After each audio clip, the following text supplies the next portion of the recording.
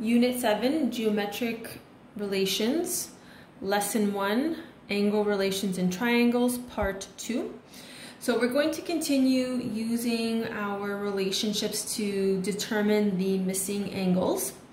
So now in this question, we are looking for angle C. We are given an external angle of 90 degrees over here and an external angle of 132 over here.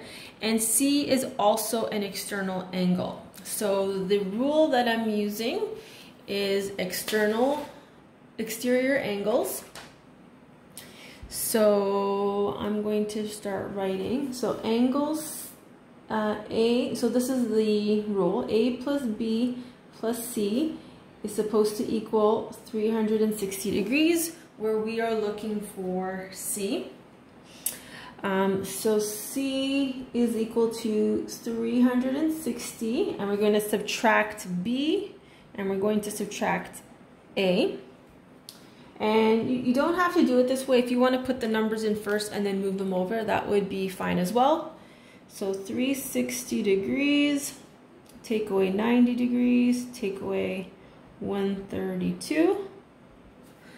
So C is equal to, if you do that calculation on your calculator, you get 138.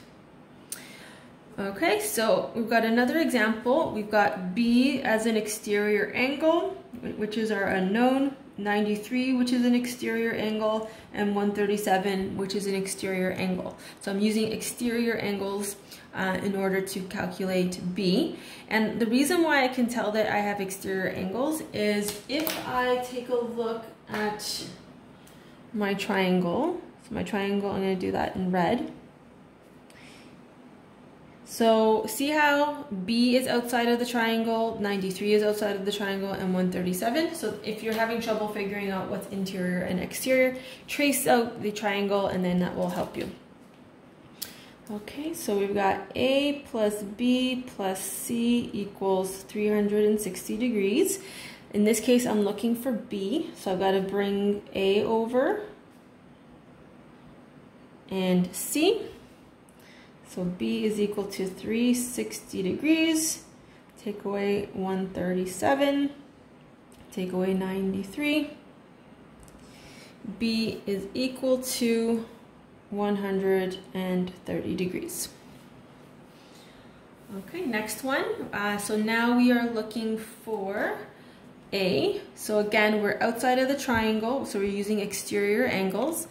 So we've got 112 over here and 158 over here. So I always start by putting in my formula. So it's A plus B plus C equals 360 degrees. I'm going to move this over a bit. So we're looking for A. So A is equal to 360. Take away B, take away C. So I know my equal signs should be lined up, but I would have run out of room. So I had to shift everything over. So 360 minus 112 minus 158. And if you punch that in on your calculator, 360 minus 112 minus 158 is equal to 90 degrees. Okay.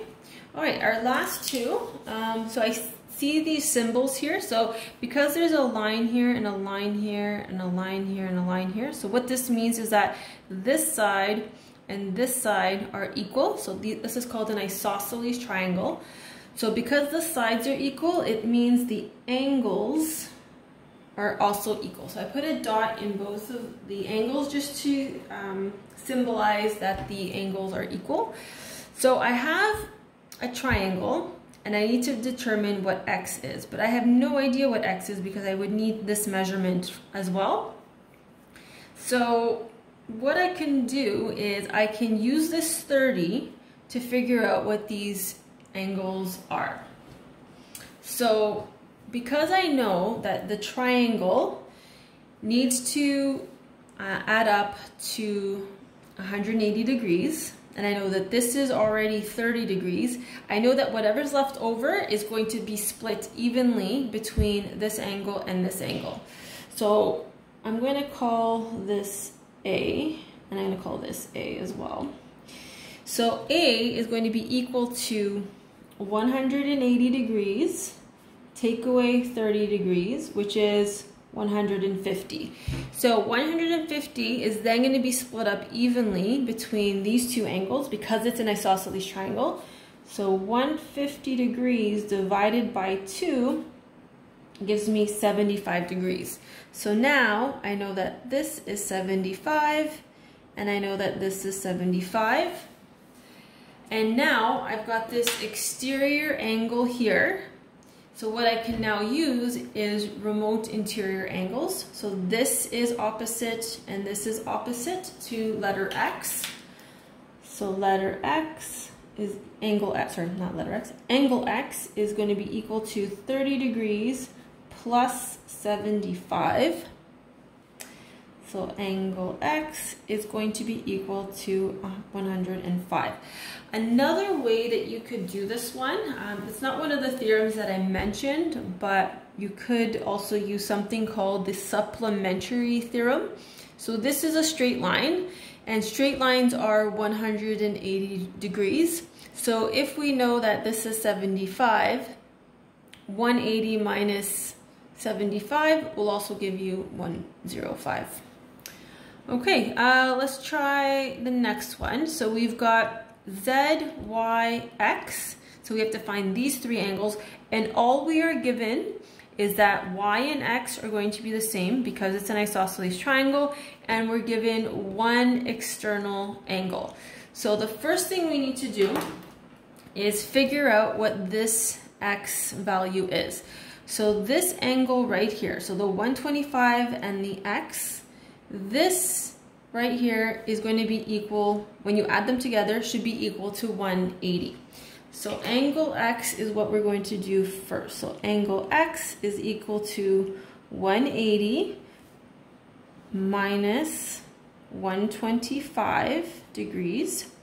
So angle X is equal to 55 degrees. So this is, let me write that over here. So it's called supplementary. So that means when two angles are on a straight line, supplementary angles equal 180 degrees. Okay, so now that we have our X, so this is 55 degrees. Once we know this, Y is also 55 degrees because it's an isosceles triangle. So we don't even have to do any calculations. We can just say Y equals 55. And I'm just gonna write isosceles triangle, just so that I know how I did that.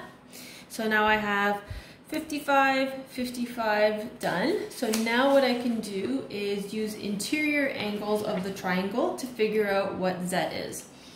So angle Z, because it's a triangle, we know that the whole triangle's angles are going to equal 180.